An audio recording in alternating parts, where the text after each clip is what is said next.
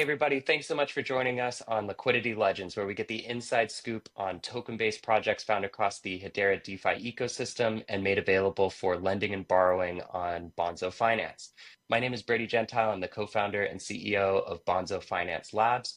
We're contributing to Bonzo Finance, which is a lending and borrowing protocol based on Aave and found in the Hedera ecosystem. Today, we're chatting with Joe, co-founder and COO, and Patrick, co-founder and CEO of Earthlings. Earthlings is a MMORPG built on the Hedera network, and they have the Steam token that is going to be made available for lending and borrowing on Bonzo Finance.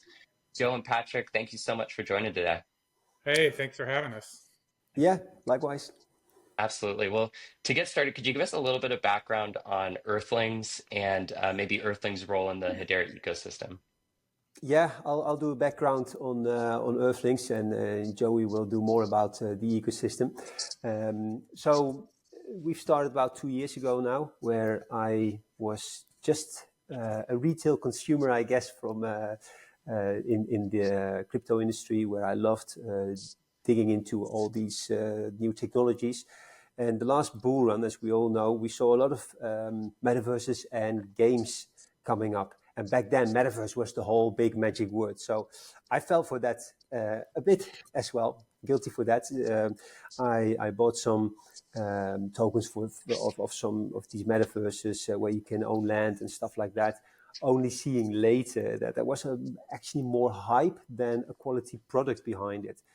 So that's when I started thinking, how can we do this better? Is there a more sustainable way to do that? And gaming was something that I thought should be incorporated with metaverses, because a metaverse alone, well, we just did an HBAR Foundry video on that. I recommend watching that. Joey and I give our take on metaverses and how gaming could improve a lot of that.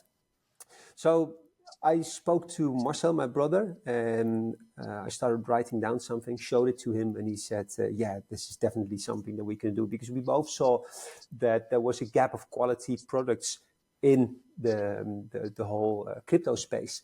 And initially, we still also focused a bit more on metaverse, where we said we are a metaverse game, but later we said, no, we're a gaming metaverse. And now we're actually, because while we're building, we're learning as well. Joey and I have a lot of talks about all the things that we come across while building this out. And eventually we were saying, yeah, well, actually a game is a metaverse. So this is where we really focus hard on gaming, because it's the gaming space who made this whole get-together online in the digital world possible. So Marcel and I, we started developing the concept further out, designing the website and all these other things, which we are, by the way, also updating at the moment. And then we spoke to Jorgo, who is a longtime friend of ours as well. Same age. We've known Jorgo for 25 years-ish, I think. So, and he's a programmer, because we didn't dare to do this without a programmer on board. So he jumped into it as well. Later, I met Joey in our community, who really saw eye to eye with what we were trying to achieve. And we had some great talks early on already. And we actually said, Joey, well, come on, you need to be with this as well.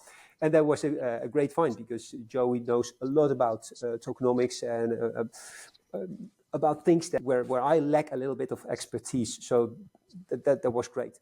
Marcel and I, we have a background in design.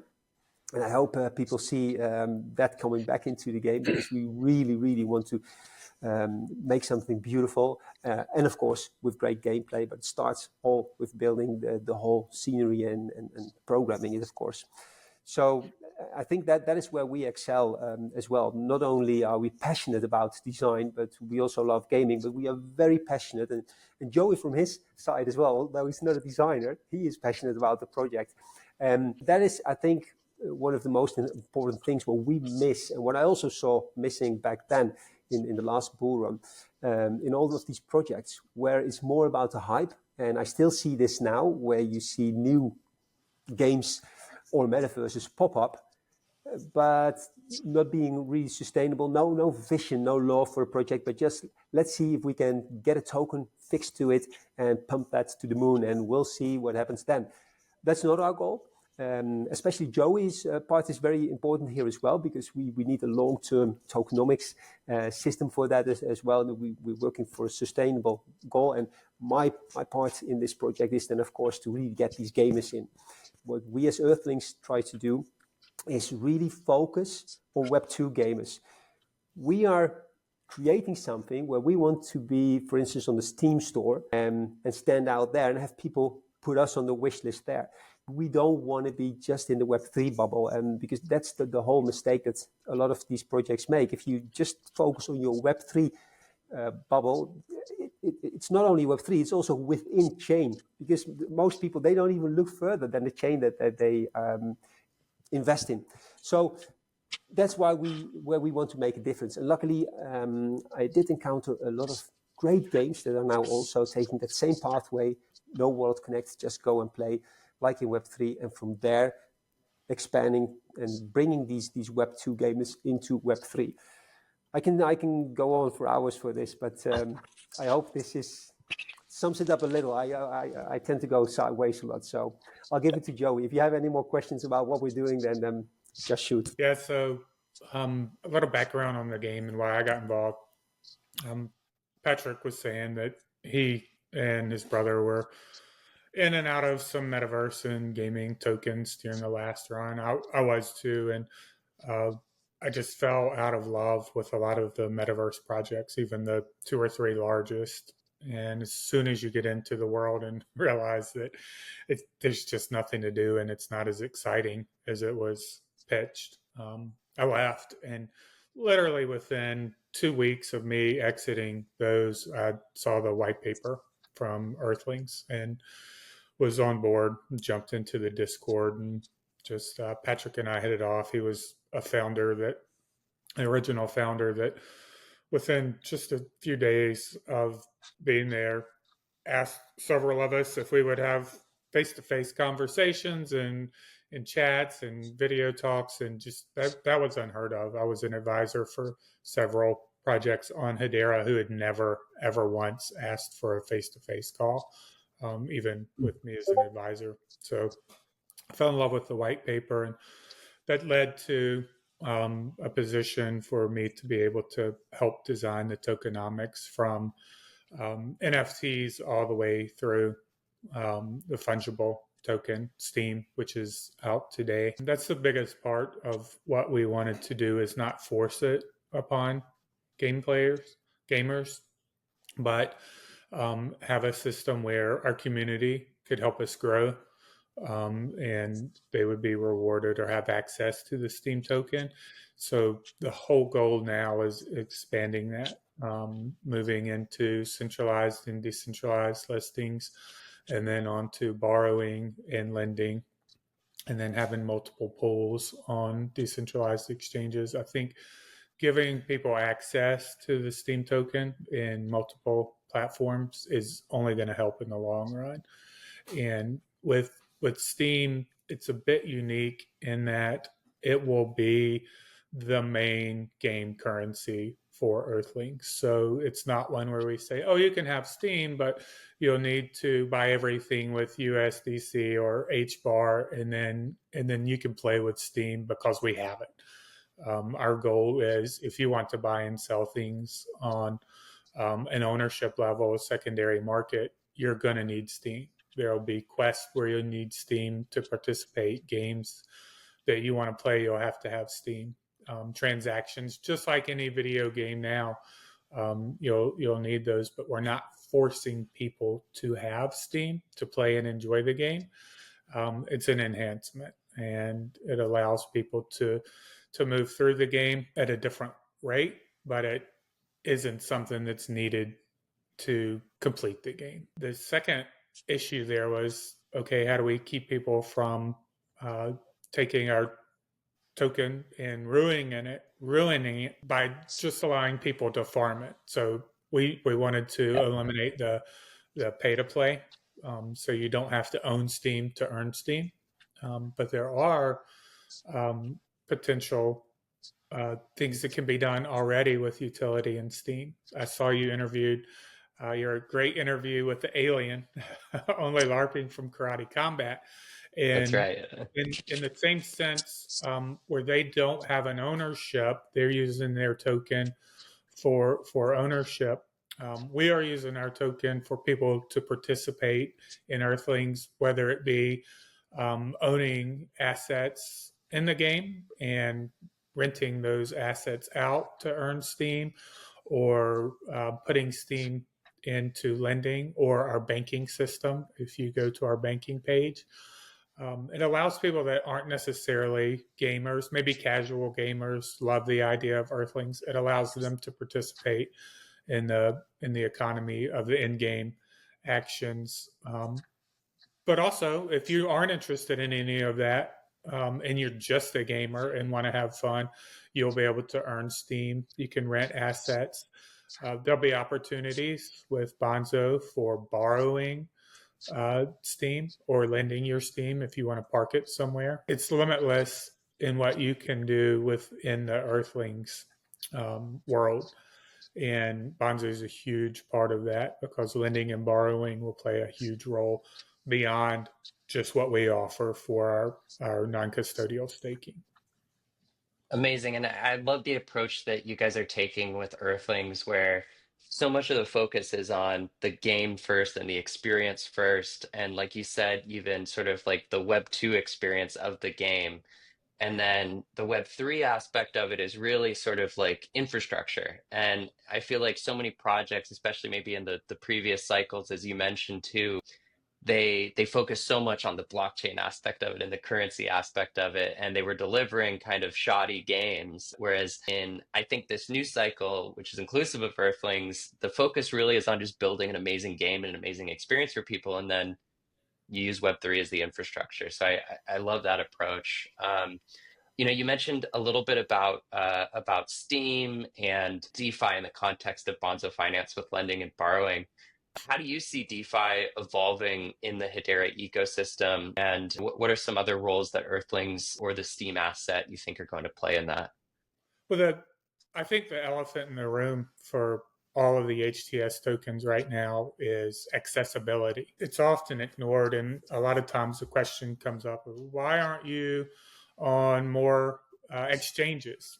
And to speak to that point, and hopefully the information gets to people's ears, is that we've had opportunity after opportunity for free listings for exchanges that have integrated HTS. And it comes down to, how do you get a free listing? You give them a bunch of tokens to give away. And it doesn't really help accelerate trading volumes, and it doesn't really add any depth. So what will happen eventually, Hedera and a lot of these HTS projects, businesses, get notoriety, as Karate Combat has, and others will. Those big exchanges will want access to those tokens, and bigger than places were already listed, so they'll integrate HTS, and people will start moving through. And the other big one is USDC on Hedera, which is everybody's goal to help, right? That's what we need. We need people using that. We need access to that. So DeFi is in its infancy here, and I think we're off to a good start. So the more products, the more quality products coming on board, and access to different things like lending and borrowing, it's just going to help everything grow. Totally agree with you on that with regards to, the early days of the ecosystem, and then liquidity. As you mentioned, USDC liquidity is a big focus across a number of different projects, including Bonzo, and then as well as, the foundation and other key organizations. So it is an exciting time. It does feel like things are bubbling and moving forward quickly. So that's great. Before we close out, what excites you maybe the most about the future of DeFi on Hedera, or is there anything else maybe that you want to add before we close things out here? If it's about Yeah, DeFi, oh, sorry.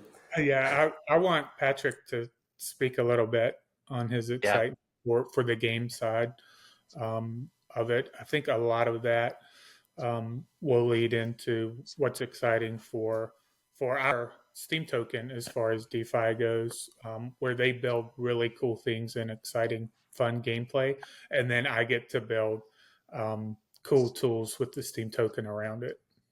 Amazing. Yeah, I wanted to say, as far as DeFi goes, then you take that part, Joey. But if it comes to what I'm looking forward to for the future, is that we see mass integration of quality games. Now, I was in a space 2 days ago. I'm trying to do more spaces outside the Hedera ecosystem to also show that games are being built on Hedera. But it's also sometimes educating when you hear these other builders talk. And luckily, more and more are in sync with what we are doing here as well. I still see these spaces where I'm like, okay, I'm not going to join because they still didn't get it. But I was in spaces with some great projects, promising projects as well. And one of these spaces was a few days ago, where the title of the space was why Web3 games are bad, something like that, or why do they fail? Well, I don't think it's the title should have been actually more like, why aren't more quality games building on chain? And it is happening now. Not all Web3 games are bad, but most of them till now didn't focus on gaming, and they were just focusing on Web3 hype. And I'm looking very much forward to more games, even coming to Hedera, because I don't think, if there would be another amazing big game coming to Hedera tomorrow, I'd welcome them and with open arms, because there is no competition in gaming. One game will be played, and the next one will be played after that, because gamers always switch games. PC games are played more longer than most mobile games. If I see how my kids are flipping from one mobile game to the next one, there are some success stories, of course, and they play way longer on PC. But I welcome all these games to come to the Hedera system as well. We did it actually, by the way, because Hedera, of course, it's fast, it's and the low fees. It fits in with Joey's. That's my son. He doesn't even know that I'm doing an interview here. It fits in with the ecosystem that you want to buy. The economic. Yeah, it allows me, when you guys create cool gameplay and then they show me in meetings, it allows me to really get creative with what we can do because of the low fees and the transaction time being so quick. It gives the opportunity to, we can do this with the token, and this is how we can provide a reward or benefit. Or if people are owning this NFT, what can we do in DeFi to give those folks that are holding a benefit, without simply saying, if you hold this, we're going to give you something. We have our community actively participating in everything that we bring out, from the time we did the bag holder airdrop to 30,000 people to our banking system. So we really have some cool stuff in store with you guys too, and I can't wait for people to see what's coming with Bonzo and Earthlings. Yeah, so lots to look forward to, and I'm hoping more and more serious games will also look at Hedera and the opportunities that it has. And I forgot one thing, is that it's easy to use, integrate with the program. The programming on Hedera is quite a low learning curve for a good programmer compared to some other. So yeah, I'm looking forward to more games onboarding on Hedera, and showing that Hedera is more than just an enterprise-based blockchain, because that's the name that Hedera has now. And yeah, it's true. I agree with that as well. But you can do much more here, and I would love to see more retail coming to Hedera through gaming. That would be awesome. Well, I I heard a love wise man. that sentiment. Go for Once, it, Jeff. wise man once told me retail pays the bills. So. That's what they say. That's what they say. It's becoming the common turn of phrase for sure. Well, you touched on some really important things, like especially on the technical side with Hedera. The ease of integration using the SDKs for minting NFTs, minting tokens, the programmability that's built into that is amazing on Hedera. And then the low fee structure with fixed fees based in USD also. Joe, you mentioned opportunities for use cases that just otherwise wouldn't be very possible on other networks. And it opens up the door to like new reward mechanics, I think, for games. So I'm really excited to see some of the things that you guys come up with on that front. Do you have a timeline on launch at all, or is that a secret part of this? It's not a I'll secret. say Well, one sentence before oh, you you do it you first. answer that. Yeah, Aside from the game, we're constantly adding utility and yeah, benefits for our NFTs in the Steam token. I'll let Patrick talk to the game development side. Yeah, so what we're trying to do, and I'm not saying what month, is to open up some initial gameplay already in 2025. It won't be January, of course, but we have a layout of what we want to achieve before then. It's a shame actually, because we have to do it because we have a community, and of course they have their right to say when I wanted yesterday, and they are 100% in their right on saying that. But actually, as a game builder, what you would prefer is saying, okay, we're building it, and when we feel everything is integrated, then we're going to release the complete game. But now we have to release it bit by bit, where the community can already see, hey, this is what I'm diving into. Building with the community is amazing, and it's the community, because Earthlings.land is still fully funded by the community, and we are so happy with our community for helping us out there. But yeah, it also gives some obstacles here and there where you always need to, if I say feed the beast, it sounds negative, but I think it's a fun way to say it, because we really love our community. But you also need to continuously show what you're building. And if they feel, because not all of them understand how big it is what we're doing. I'll just, that's a good discussion point, because, for instance, some people, I've read on Twitter, X, sometimes that, we're just making video cinematics and we're not showing programming. But actually, our D part is a lot more work than the programming, because we just showed a small part of what we just finished on some kind of battle play, let's say it like that. And for that, only for that small part of programming, there is months more work in builders to make that done for the 3D builders than for the programmers. So why? Because we built everything from scratch. We want to be unique. Only the foliage, the bushes and the trees, yes, we scrape them together here and there because there's plenty of them. And if you combine the right ones, it will look amazing. But buildings, animals, characters, everything we do ourselves. And that's because we want to be unique. But that is a big task, and people underestimate that. So if we show another biome, it actually means we did a lot of work. And my programmers can only do their magic with their programming if we feed them this part of the beast, the programmers. And Quinten is a beast. He's very strict. He always wants more. So people don't kind of sometimes underestimate that, how much work it is if you really, let's just say it like this, we buy nothing, even the particle effects, everything we do ourselves. And that's a lot of work. So we do build, and because we have a bigger 3D team, we have more to show on a regular basis as well on that aspect. But I think it's a big plus point, because people know what the game looks like. We never paid the studio. We tried it, by the way, 2 or 3 times. They couldn't match the quality that I wanted. So that's why I had to really get all these people together and form our own studio. And so what you see is what you get. We only build trailers with the sceneries that we built. And I pride myself in that. So if there's another trailer being made, enjoy it, because that's what you'll be playing.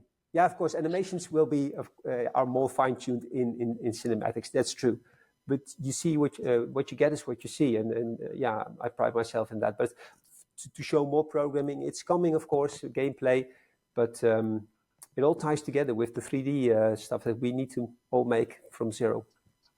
I love it, and I'm so excited to personally play Earthlings. And I mean, I can only imagine the lift that it takes to be able to build such a massive game. I mean, as a comparison to, look at Grand Theft Auto, for example. I think they've been building the latest one for 10 years or something ridiculous like that. I mean, these things take time if you're doing it right. And And I know you guys are definitely doing things right, and love the previews that you're releasing, and then keeping the community engaged also at the same time with NFT releases and awards and just community engagement overall. It's awesome to see.